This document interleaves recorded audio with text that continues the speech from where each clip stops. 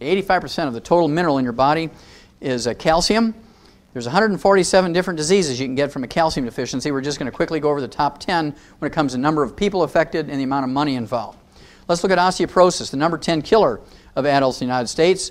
Remember, 75% of those over age 65 who fracture a hip or a major leg bone don't live 90 days.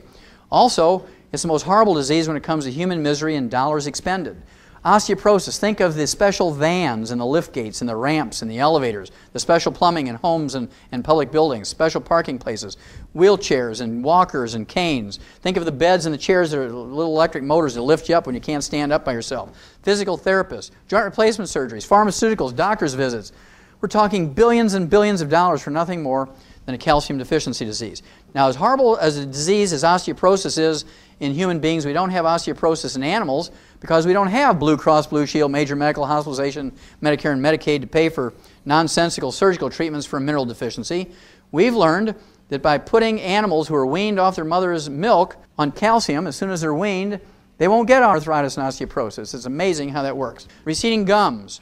Dentists and dental hygienists will tell you to floss and brush after every meal. If you believe that works, I have some oceanfront property in Montana to sell you.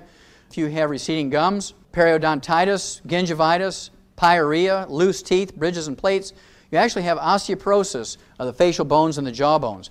We don't get receding gums in animals, even though they don't floss or brush. That's because we've taken care of the osteoporosis problem in animals. Arthritis. 85% of all arthritis is called wear and tear arthritis. Osteoarthritis, degenerative arthritis, ankylosing spondylitis. These things are nothing more than osteoporosis of the joint ends of the bones. Hypertension, high blood pressure, as you've learned, has nothing to do with salt or salt restriction.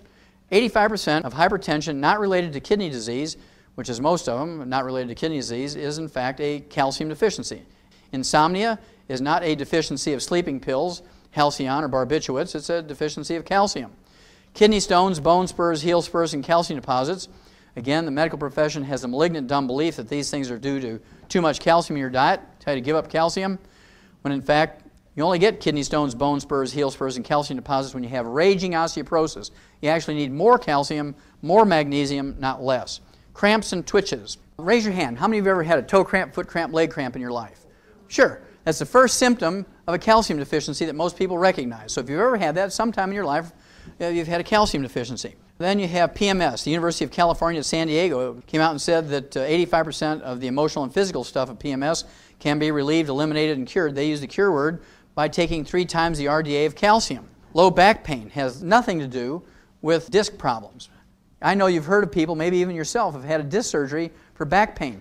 And after the surgery, you still had the pain, maybe even worse, because back pain is not caused by disc problems. If you have a disc problem, you can have numbness and tingling, maybe even paralysis if it's very severe, but disc problems do not cause pain.